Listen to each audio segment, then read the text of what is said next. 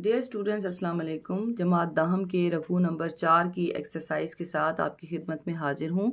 सबसे पहले हम अल्फाज मायनी पढ़ेंगे, फिर उसके बाद हम उसके मश्की सवालात करेंगे और फिर लास्ट में उसके मफहूम की बारी आएगी। जी, सबसे पहले हम इसके अल्फाज मायनी करते हैं।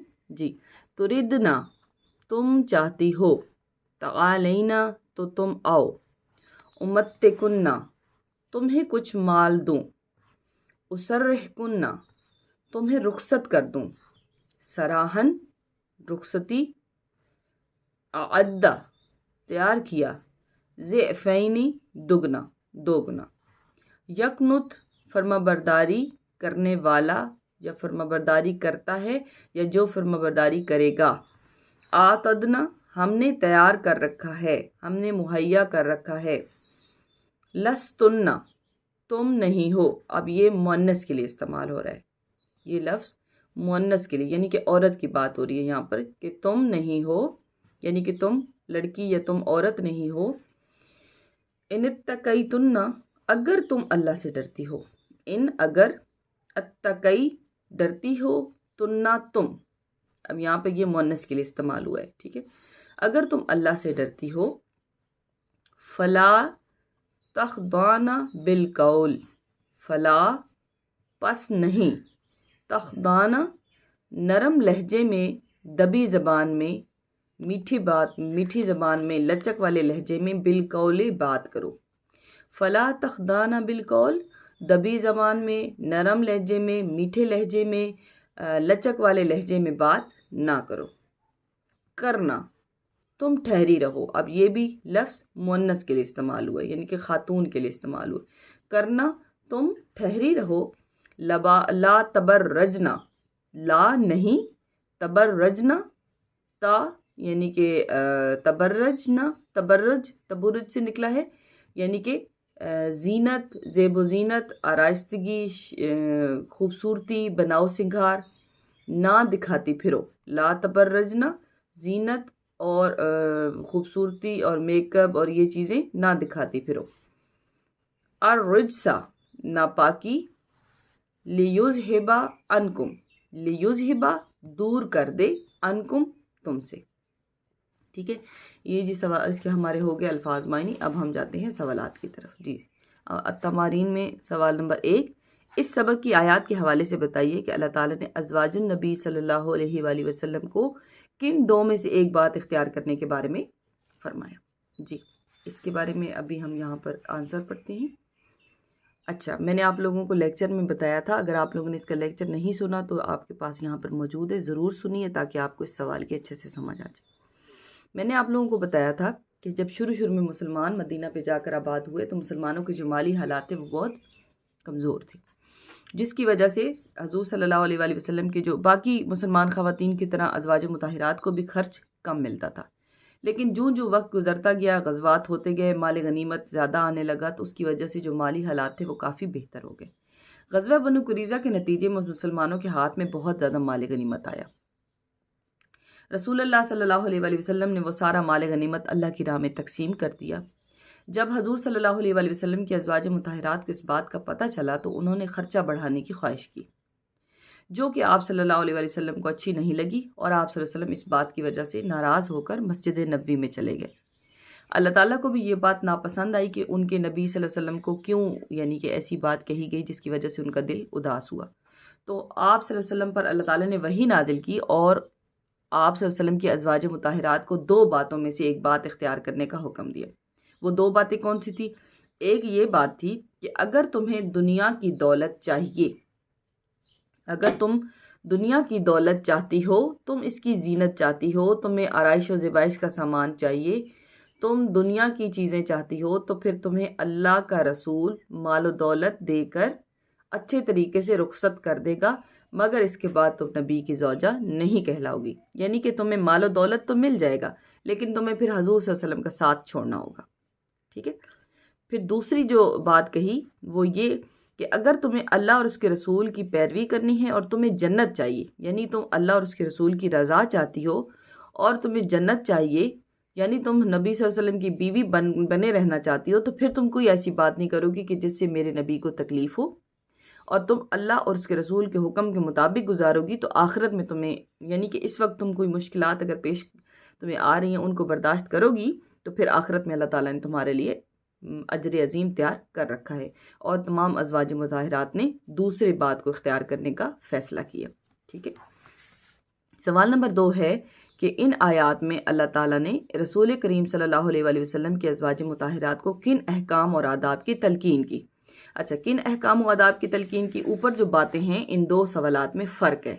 मेरे पास जितने भी स्टूडेंट्स हैं उनमें जो मेजॉरिटी बच्चे हैं वो इन दो सवालात को अक्सर औकात मिक्स कर देते हैं।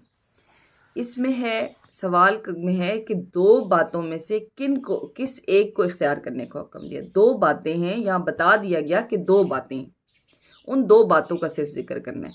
और यहाँ पर बता रहे हैं कि किन अहकाम व आदाब की तलकीन की, जो कि हमने रकू के आखिर में अगर आपको याद हो तो हमने पढ़ा था कि अल्लाह ताला ने कहा कि जब तुम कोई यानी कि बाहर ना निकलो, घरों के अंदर ठहरी रहो, किसी अजनबी से जब बात करो, वो जो अहकाम और आदाब हैं यानी कि उसने ज़िंदगी किस तरह गुजारनी है, ये उस हवाले से बात हो रही है।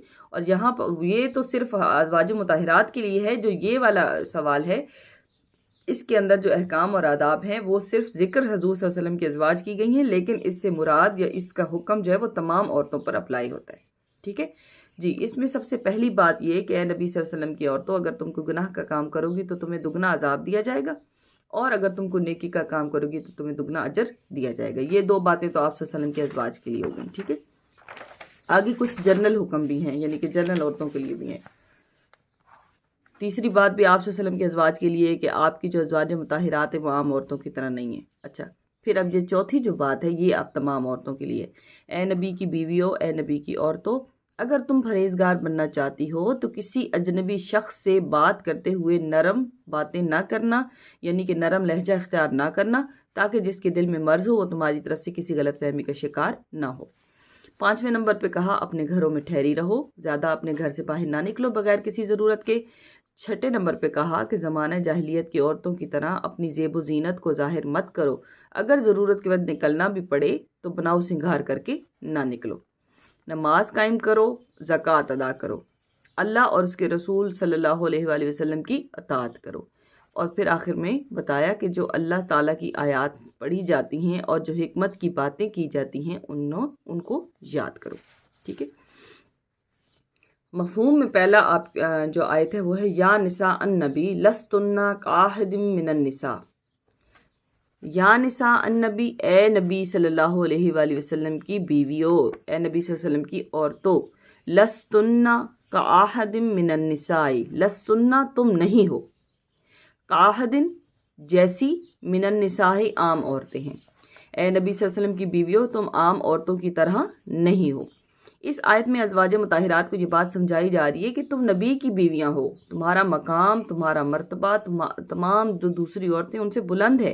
जिस तरह नबी सल्लल्लाहु अलैहि वसल्लम आम और लोगों से ज़ुहद और तकवा में सबसे बढ़कर हैं, आप इमामुल अंबिया हैं, खुदा के महबूब हैं, आपकी ज़ात हमारे लिए काबिल तकलीद नमूना है। इसी तरह से नबी सल्लल्लाहु अलैहि वसल्लम की बीवियाँ भी बीवियाँ होने के नाते, नबी सल्लल्लाहु अलैहि वसल्लम की बीवियाँ होने के नाते तुम भी आम औरतों के लिए काबिल तकलीद हो, नमूना हो। तुम्हें बाकी ख़वातीन से बढ़कर इबादत गुजार और मुतक्की होना चाहिए, ताकि दूसरी औरतें तुम्हें देखकर अपनी ज़िंदगियां बनाएं और तुम आम औरतों की तरह नहीं हो। इसलिए तुम्हारे गुनाह पर तुम्हें दुगना अजाब और तुम्हारी नेकी पर तुम्हें दुगना अजर मिलेगा। ठीक है जी, दूसरा इस पे हमारे पास मफ़हूम है वकरना फ़ी बुयूतिकुन्ना, वकरना और ठहरी रहो, फ़ी में, बुयूतिकुन्ना अपने घरों में, और अपने घरों में ठहरी रहो। जी, ज़माने जahiliyyat में जो औरतें थीं वो अपने बनाव सिंगार करके बाज़ारों में घूमती थीं और गैर मर्द जो है वो ताकि इनकी तरफ मुतवज्जो हों। आयत के हिस्से में अज़वाज मुताहिरात को इस चीज़ से मना किया जा रहा है। अल्लाह ताला फरमा रहे हैं कि बिला ज़रूरत अपने घरों से मत निकलो, अगर निकलने की कोई मजबूरी हो तो अपनी खूबसूरती और बनाव सिंगार को जाहिर ना करो। अब यहाँ पर पर्दे की बात हो रही है। ठीक है, इस आयत के ज़रिए अल्लाह ताला ने तमाम औरतों को ये तालीम दी कि शरई उज़र के बग़ैर, यानी कि शरई उज़र यानी कि बग़ैर किसी वजह के, बग़ैर किसी मजबूरी के घर से बाहर मत निकलो। अगर तुम्हारे लिए, लेकिन ये भी नहीं कि यहाँ पे इस्लाम कह रहा है कि औरत कैद हो जाए और औरत को बिल्कुल घर से बाहर निकलने का कोई हक़ नहीं, और वो मजबूरी में भी हो तो फिर भी वो बैठी रहे। नहीं, अल्लाह ताला फरमा रहे हैं कि जब तुम्हें कोई मजबूरी हो, कोई ज़रूरत हो, तुम निकलो, तो अपनी खूबसूरती और बनाव सिंगार को छुपा कर निकलो, यानी कि पर्दा करके निकलो।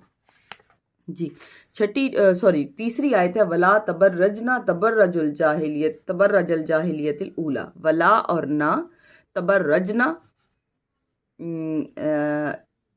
तबर्रुज करो यानी कि दिखाओ, इजहार करो, खूबसूरती ना दिखाओ।